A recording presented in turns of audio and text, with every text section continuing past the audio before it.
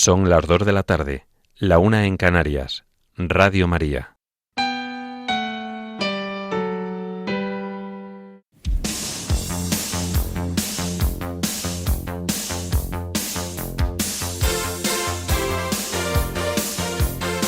Servicios informativos de Radio María.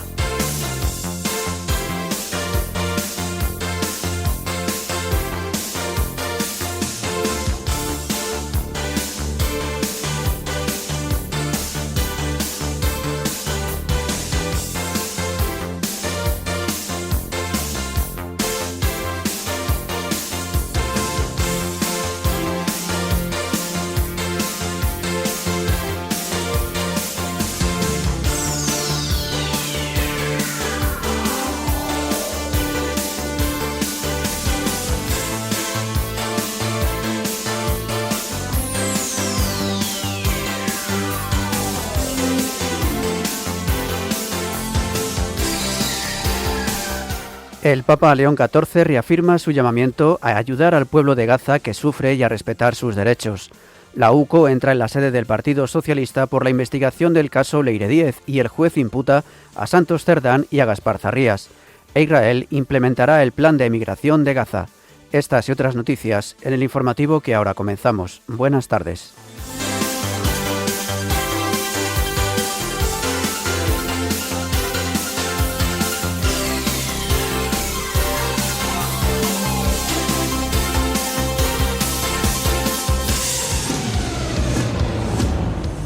El Papa León XIV anima a que la Sagrada Liturgia nos ayude a glorificar al Señor. Cientos de iglesias de Europa abren al público en la multitudinaria Noche de las Iglesias. El Gobierno de España declara la visita del Santo Padre a nuestro país como evento de excepcional y especial interés público. El presidente de la Conferencia Episcopal Española se reúne con los representantes del Sínodo Permanente del Episcopado Bizantino Católico Ucraniano. La epidemia de ébola empieza a afectar a los sanitarios que trabajan para combatirla.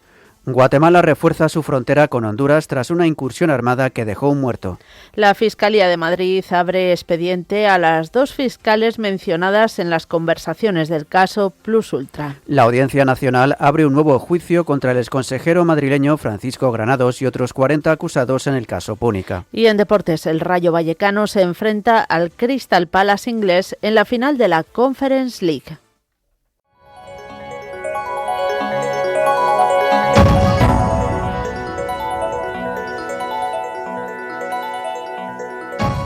El Papa León XIV ha reafirmado su llamamiento a ayudar al pueblo de Gaza que sufre y a respetar sus derechos.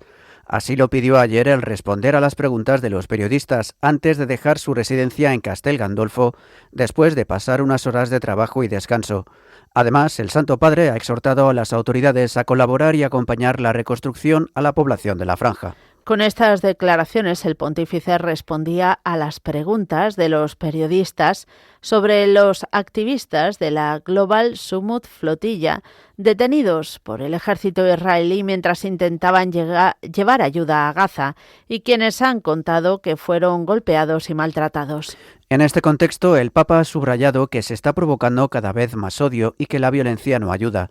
En este sentido, ha indicado que es necesario volver a las negociaciones, intentar resolver los problemas mediante el diálogo, respetando siempre los derechos humanos de todos. Su santidad añade que lamentablemente el pueblo de Gaza aún no recibe la ayuda humanitaria.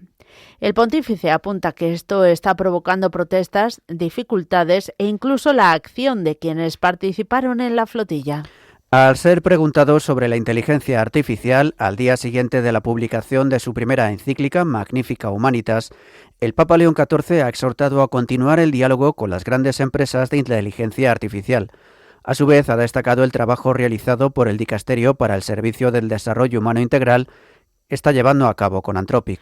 Sobre este punto, el sucesor de Pedro ha resaltado la importancia de continuar el diálogo y de buscar verdaderamente una inteligencia artificial desarmada. El Papa León XIV apunta que hoy en día la guerra se libra con inteligencia artificial, como en el Líbano y en otros lugares del mundo, sin pensar en las vidas humanas que son realmente las víctimas de todo esto.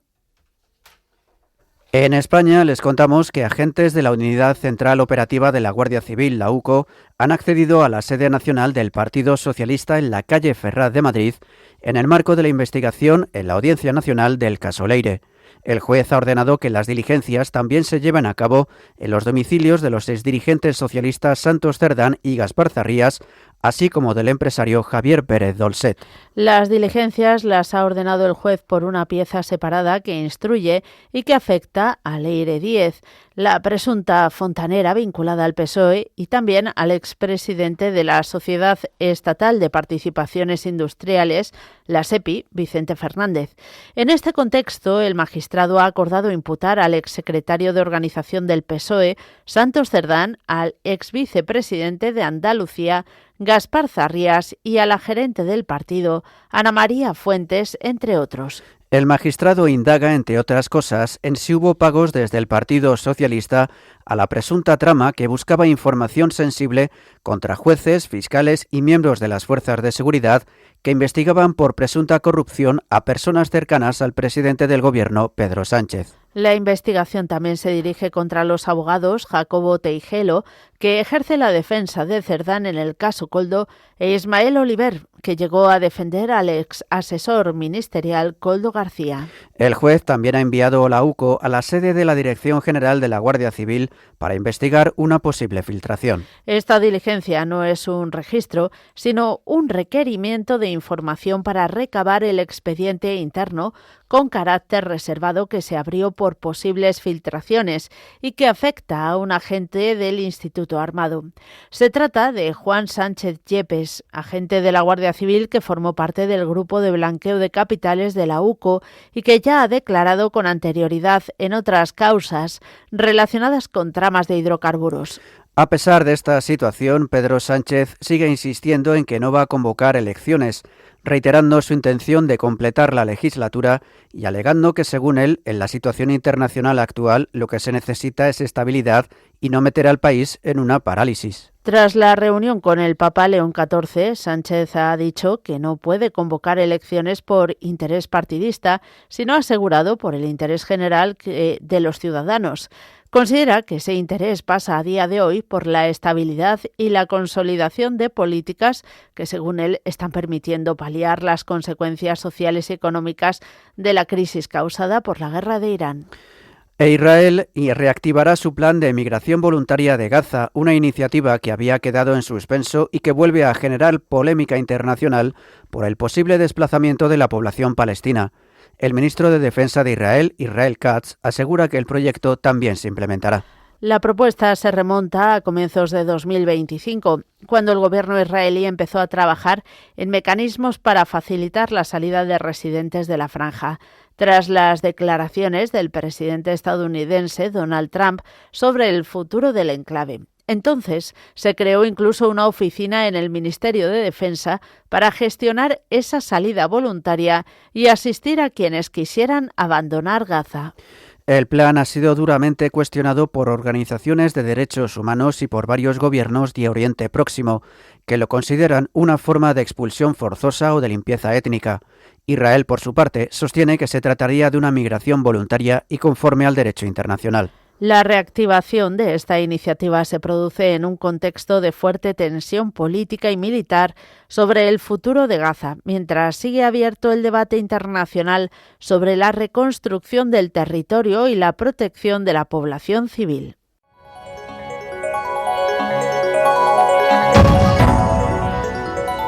Noticias de la Iglesia en el mundo.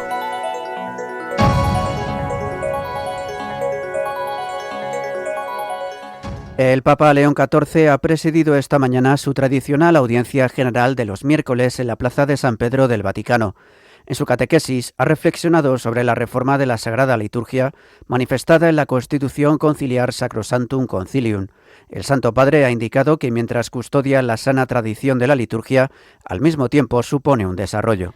El pontífice añade que con el fin de hacer crecer más la vida cristiana entre los fieles, favorecer la comunión de todos los creyentes en Cristo y fortalecer todo aquello que ayude a atraer a todos al seno de la Iglesia, La Asamblea Conciliar reconoció la necesidad de una adaptación a las exigencias actuales, renovando por ende las formas rituales de la Sagrada Liturgia. El obispo de Roma añade que esta necesidad la podemos constatar a lo largo del caminar de la Iglesia.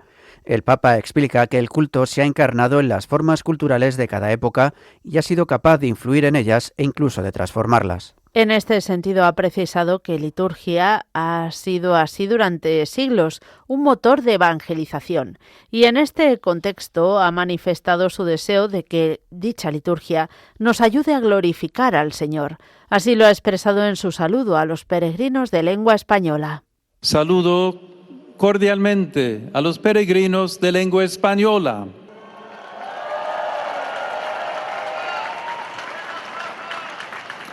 Que la liturgia que nos ayuda a la glorificación del Señor y a nuestra propia santificación sea siempre valorada y respetada por todos, sobre todo en la celebración de los sagrados misterios. Que Dios los bendiga. Muchas gracias. Por otro lado, les informamos de que el Papa León XIV se ha reunido esta semana con el presidente de Albania, Bahram Begaj. Posteriormente, el mandatario también mantuvo un encuentro con el secretario de Estado del Vaticano, el cardenal Pietro Parolin, y con el secretario para las relaciones con los Estados y las organizaciones internacionales, Monseñor Paul Richard Gallagher. Como ha informado la oficina de prensa de la Santa Sede, durante las conversaciones mantenidas en la Secretaría de Estado se expresó el reconocimiento por las buenas relaciones bilaterales y la intención de seguir desarrollando la colaboración en los ámbitos de interés mutuo. A continuación, se abordaron diversos temas de carácter internacional, prestando especial atención a la región de los Balcanes occidentales y a su proceso de adhesión a la Unión Europea. Por otra parte, cientos de iglesias cristianas y sitios religiosos de Europa Central abrirán sus puertas la noche del 29 de mayo para celebrar la Noche de las Iglesias. Se trata de una iniciativa ecuménica anual que reúne a cerca de 1 millón de visitantes entre la República Checa y Austria. Este año el tema que han escogido es la valentía. Al respecto, el arzobispo de Praga, Monseñor Stanislav Privil, ha afirmado que a veces se necesita valentía incluso para cruzar el umbral de una iglesia. El evento, que este año celebra su 18ª edición en República Checa, invita tanto a creyentes como a no creyentes a recorrer iglesias, capillas y sinagogas mediante conciertos, exposiciones, conferencias, visitas guiadas y momentos de oración. El año pasado participaron más de 460.000 visitantes y 25.000 voluntarios en toda la República Checa. Supuso un aumento de 40.000 visitantes y 5.000 voluntarios respecto al año anterior. En Austria, los organizadores contabilizaron alrededor de 300.000 fieles en cada uno de los últimos 2 años. En Eslovaquia, varias ciudades registraron una asistencia récord, según informa la Conferencia Episcopal Eslovaca. La iniciativa también ha dado lugar a inesperados escenarios de fe y reconciliación. En 2023, antiguos feligreses del pueblo de Radovesice, en República Checa, se reunieron en el lugar en el que estuvo enterrado su antiguo poblado, incluida la iglesia de Todos los Santos, tras 40 años de la demolición del pueblo en la época comunista.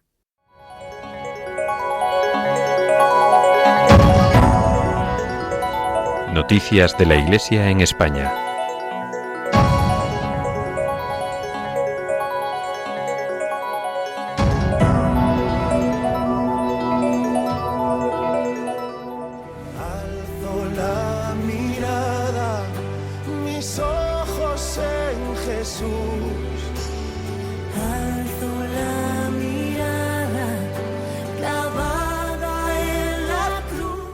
En el marco de los preparativos de la visita del Papa, el Consejo de Ministros aprobó ayer un Real Decreto Ley por el que declara la visita del Pontífice como evento de excepcional interés público. El decreto entrará en vigor tras su publicación en el BOE, previsiblemente dentro de unos 2 días, y tendrá que ser convalidado en el Parlamento en el plazo máximo de 1 mes, lo que puede ocurrir una vez se haya producido ya la visita del Pontífice a España. Así lo ha dicho la portavoz del Gobierno, Elma Sáenz. El Ejecutivo destaca que es un evento histórico, ya que han pasado 15 años desde que un pontífice visitó nuestro país. La declaración de acontecimiento de excepcional interés público permite la activación de deducciones fiscales previstas en la Ley de Mecenazgo para las donaciones a este tipo de eventos. Esta era una petición que se había hecho al Ejecutivo desde la organización del viaje. En materia de movilidad, el Masainz ha apuntado que Renfe pondrá en marcha un dispositivo especial para facilitar los desplazamientos en Madrid, ofreciendo 2 millones de plazas adicionales en cercanías, incrementando la oferta de media distancia y Avant y ofreciendo descuentos para viajeros, grupos y grandes grupos. Y en el contexto de este viaje apostólico del Papa León XIV a España, el Santo Padre ha recibido esta mañana en el Palacio Apostólico Vaticano al presidente del Gobierno de España, Pedro Sánchez. Posteriormente, el mandatario se ha reunido con el secretario de Estado del Vaticano, el cardenal Pietro Parolin, y con el secretario para las Relaciones con los Estados y las Organizaciones Internacionales, Monseñor Paul Richard Gallagher. Como ha informado la oficina de prensa de la Santa Sede, durante las conversaciones mantenidas en la Secretaría de Estado, se ha expresado satisfacción por el inminente viaje apostólico del Santo Padre, señal de las buenas relaciones que existen entre la Santa Sede y España.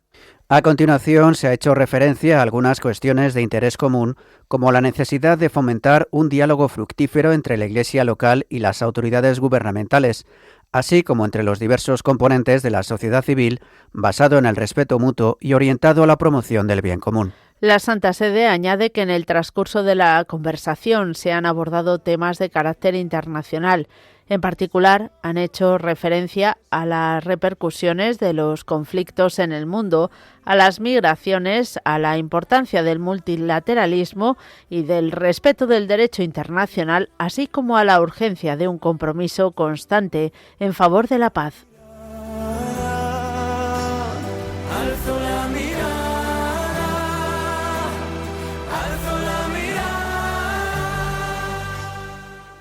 Más noticias. El presidente de la Conferencia Episcopal Española y arzobispo de Valladolid, Monseñor Luis Argüello, recibió ayer a los representantes del Sínodo Permanente del Episcopado Bizantino Católico Ucraniano en la sede de la Conferencia Episcopal. El Sínodo Permanente del Episcopado Bizantino Católico Ucraniano está teniendo su reunión ordinaria en Madrid hasta este viernes con la presencia de miembros llegados de aquellos lugares en los que hay presencia de católicos orientales. Este sínodo está presidido por el primado de la Iglesia Greco-Católica Ucraniana, su beatitud es Sviatoslav Shevchuk. El también arzobispo de Kiev está manteniendo diversos encuentros institucionales en Madrid, además de con feligreses y sacerdotes para conocer su labor y sus problemas. Como explican desde la Conferencia Episcopal Española, los obispos tienen la preocupación de cómo atender a todos los católicos orientales que están en la diáspora por distintos motivos, como son los numerosos ucranianos que han salido de su país debido a la guerra. Además, mañana este sínodo permanente se reunirá con el arzobispo de Madrid, el cardenal José Cobo, ordinario para los fieles católicos orientales residentes en España. Por otra parte, el pasado domingo, el primado de la Iglesia Bizantina Católica Ucraniana visitó la Capellanía Greco-Católica de Madrid en la iglesia de Nuestra Señora de la Piedad en Vallecas. Asimismo, el sábado celebraron la Divina Liturgia en la Catedral de la Almudena con fieles ucranianos greco-católicos. Participaron más de 30 sacerdotes. Tras la liturgia tuvo lugar un encuentro con el clero para conocer la situación de las capellanías y su labor. Nos vamos a León. El obispo de esta diócesis, Monseñor Luis Ángel de las Heras, presidirá a las 6 de esta tarde una misa en la catedral con motivo de la solemnidad de la dedicación de la iglesia catedral. Como informan desde la diócesis de León, esta celebración quiere ser signo de esperanza, además de expresión del sentido sinodal y de unidad para toda la iglesia local. De este modo, conmemorarán aquel 27 de mayo de 1901, cuando el entonces obispo de León, Monseñor Francisco Gómez Salazar, consagraba de nuevo el templo que ya había sido dedicado bajo el título de Santa María el día 9 de noviembre del año 1303.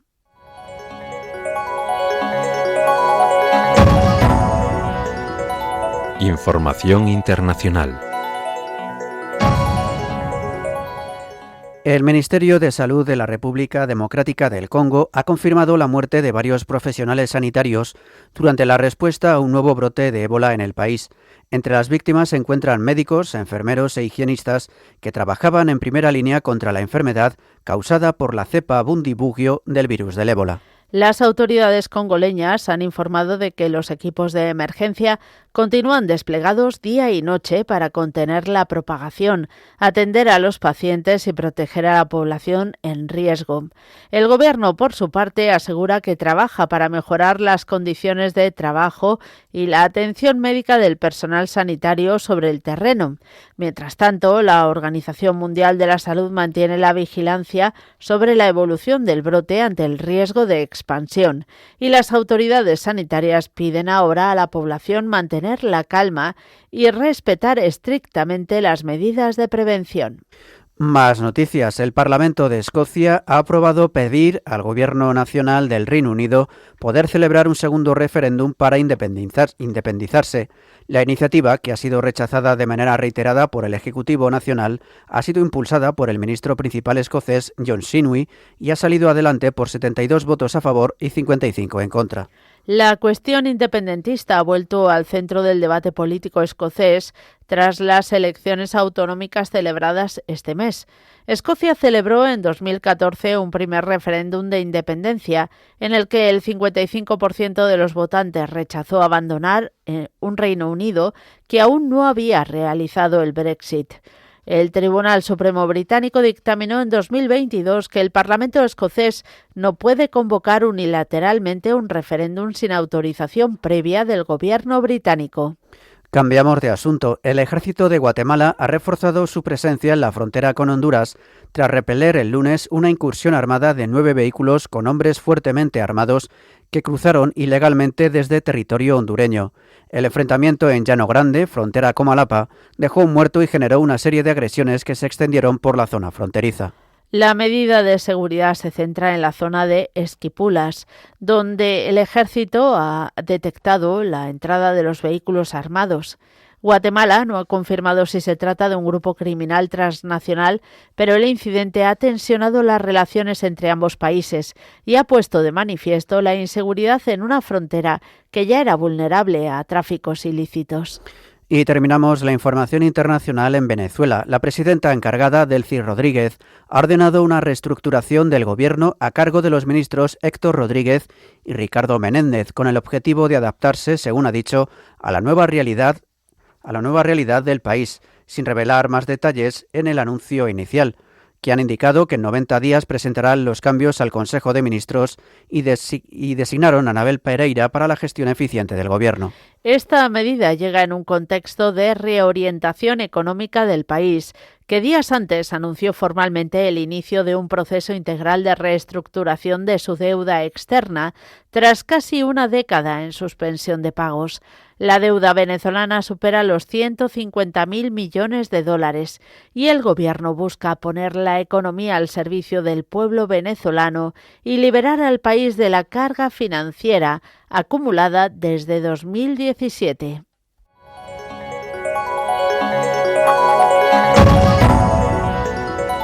Información nacional. La fiscal superior de Madrid, Almudena Lastra, ha abierto expediente gubernativo a la fiscal jefa de la Fiscalía Provincial de Madrid, Pilar Rodríguez, y a María Luisa Llop, destinada a la Audiencia Nacional, por conversaciones de los investigados del caso Plus Ultra en las que se las mencionan. En un decreto, Lastra señala que su decisión viene motivada por una denuncia de Justitia Europa e informa de que remitirá la queja a la Inspección Fiscal de la Fiscalía General del Estado.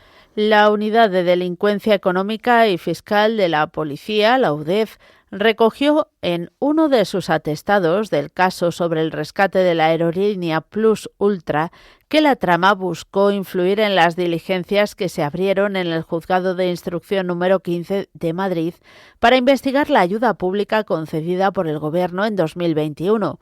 Los agentes recogen que el abogado Miguel Palomero indicó al exdirectivo de la aerolínea, Rodolfo Reyes, que la fiscal jefa de la Fiscalía Provincial de Madrid era amiga y le instó a que se sirviera de ella para acabar con la investigación. Mientras tanto, el juez del caso Plus Ultra ha decidido aplazar al 17 y 18 de junio la declaración como investigado del expresidente del Gobierno, José Luis Rodríguez Zapatero. La comparecencia estaba prevista para el día 2, pero el abogado de Rodríguez Zapatero había pedido posponer para poder estudiar toda la causa, según han indicado fuentes jurídicas. Lo hace a raíz de la solicitud del expresidente del Gobierno, cuya defensa había pedido más tiempo ante la extensión de la causa, alegando que hasta este lunes no tuvo acceso al sumario completo.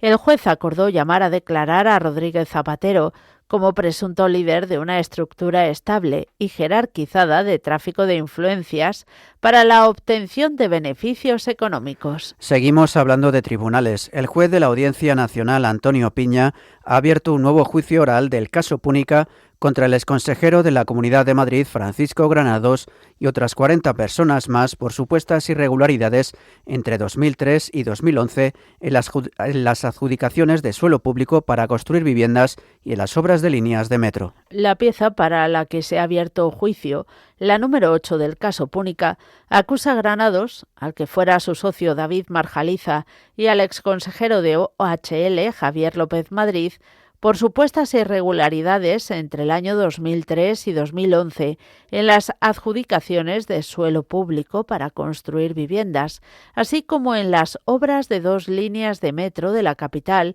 y del metro ligero de la localidad de Boadilla. Por todos estos delitos, la Fiscalía pide para Granados 42 años de cárcel.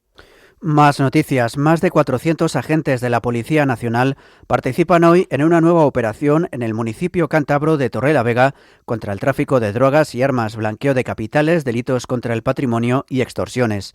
La operación, coordinada por la Fiscalía y juzgados de esa ciudad, está en marcha y bajo secreto. La operación es la mayor de este cuerpo en Cantabria, con más de 400 agentes desplegados y 25 registros en naves y viviendas, según ha destacado el delegado del Gobierno, Pedro Casares. La operación tendrá detenidos y no se descartan más registros, según ha avanzado el consejero, que no ha dado más detalles al respecto. Y terminamos la información nacional contándoles que el incendio declarado el domingo pasado en el paraje del Rincón del Membrillo de Almonte, en Huelva, en pleno Parque Nacional de Doñana, ha quedado estabilizado a las 10:15 de la pasada noche, según ha informado el consejero de Sanidad, Presidencia y Emergencias de la Junta de Andalucía, Antonio Sanz. El consejero ha añadido que dentro de la zona afectada por el fuego existen islas de vegetación que no han resultado dañadas, por lo que confía en su capacidad de regeneración. Las labores de extinción de este incendio, que se declaró el domingo cerca de la aldea del Rocío, donde se estaba desarrollando la romería, se han visto dificultadas por el intenso calor de estos días, por la baja humedad, por el viento y por las características del terreno.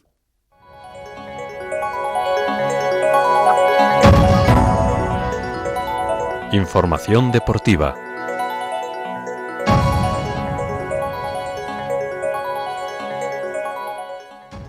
Hoy hablamos de fútbol. El Rayo Vallecano se enfrenta esta noche a partir de las 9 al Crystal Palace inglés en la final de la Conference League, que se disputa en el Red Bull Arena de Leipzig, en Alemania. El equipo del barrio madrileño buscará levantar su primer título europeo, para lo que debe batir al conjunto inglés, que parte como favorito. Ambos equipos luchan por lograr su primer título continental.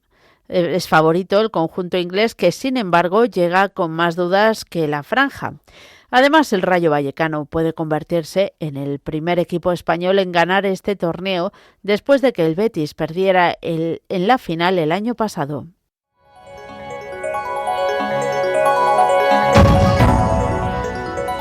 Noticias autonómicas.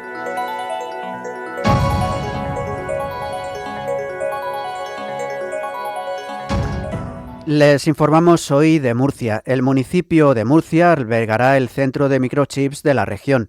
La capital se impone a los otros 7 municipios que habían presentado candidatura y se queda con el proyecto, en el que se invertirán 40 millones de euros. Nos lo cuenta nuestro corresponsal en Murcia, Rafael Sáez. Buenas tardes. Buenas tardes. El municipio de Murcia es el elegido para albergar el Centro Industrial de Diseño de Semiconductores en la región, una iniciativa público-privada que conlleva una inversión de más de 40 millones de euros y que prevé crear unos 600 empleos entre directos e indirectos. El Consejo de Administración de Quantis Security se ha decantado por la propuesta presentada por el Ayuntamiento de Murcia frente a las que propusieron otros municipios de la región que habían quedado finalistas. Fuentes de Quantis señalaron que el emplazamiento propuesto por Murcia cumple con los requisitos necesarios para avanzar con garantías en la ejecución de una infraestructura industrial destinada al diseño, testado, personalización y securización de semiconductores. Según informó la compañía, el enclave seleccionado destaca por una combinación de factores clave para la implantación del proyecto y por su alineación con la estrategia de la compañía de reforzar el I+D+I como una parte muy importante de su desarrollo. Quantis resalta como fortalezas de la candidatura de Murcia la disponibilidad efectiva de suelo urbanizado con capacidad suficiente para albergar una infraestructura industrial con posibilidad de escalar, el acceso a los suministros, así como las condiciones logísticas y de comunicaciones óptimas tanto para la fase de construcción como para la operativa futura y un entorno técnico, académico y de talento favorable que refuerza el desarrollo del proyecto de iniciativas de I+D+I. El proyecto del Centro de Microchips contempla una inversión estimada de 40 millones de euros, de los que 19,6 millones corresponden a la participación del Gobierno de España a través de la Sociedad Española para la Transformación Tecnológica, que ostenta el 49% del capital social de la compañía, y el resto lo aportan dos empresas murcianas, una empresa suiza y una francesa. La iniciativa permitirá impulsar en la región de Murcia una infraestructura avanzada orientada al desarrollo de soluciones en el ámbito de los semiconductores con aplicación en sectores estratégicos como la defensa, infraestructuras críticas, automóvil y otros. Por otro lado, el 64% de las entidades de la discapacidad ven insuficiente el gasto en respiro familiar. 7 de cada 10 hogares con cuidadores están integrados solo por 2 o 3 miembros, lo que dificulta el relevo interno en las tareas. Cuéntanos, Rafael. Efectivamente, el 64% de las entidades sociales consideran poco o nada adecuada la financiación pública del servicio de respiro familiar en la región de Murcia. Así lo refleja el primer estudio sobre la situación de este apoyo en la comunidad, que resulta clave para los cuidadores de personas dependientes. La presentación de los resultados de la primera fase de esta investigación, elaborada por la Universidad Católica de Murcia con la colaboración del CERMI, se celebró ayer en unas jornadas que acogió el Centro Cultural Las Claras de Murcia.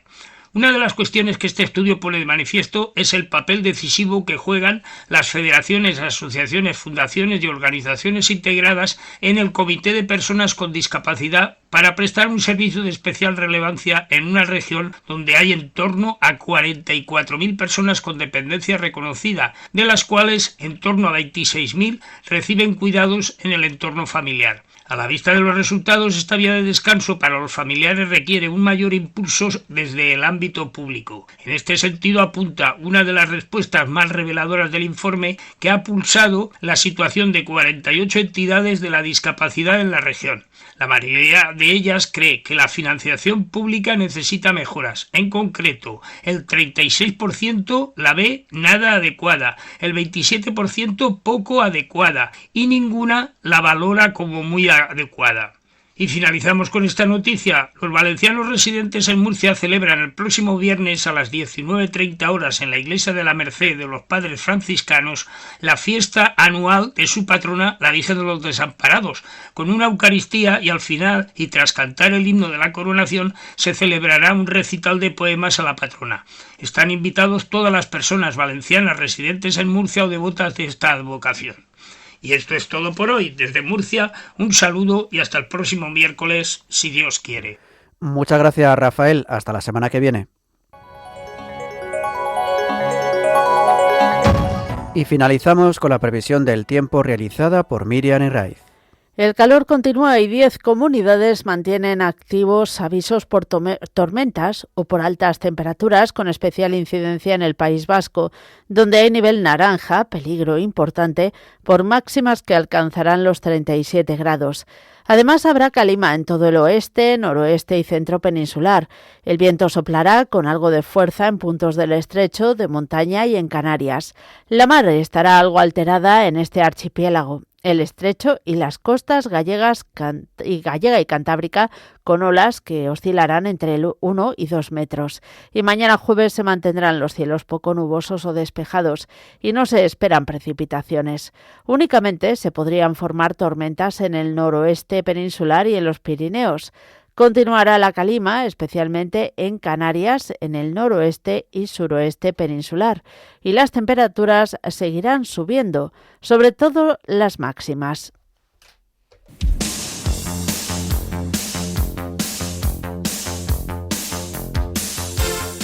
Es todo por ahora. Los hemos acompañado en la redacción Cristina Abad, Rocío García y Marta Troyano, y los micrófonos Mónica Martínez y Javier Pérez. Tendrán más noticias a las 10 de la noche, las 9 en Canarias.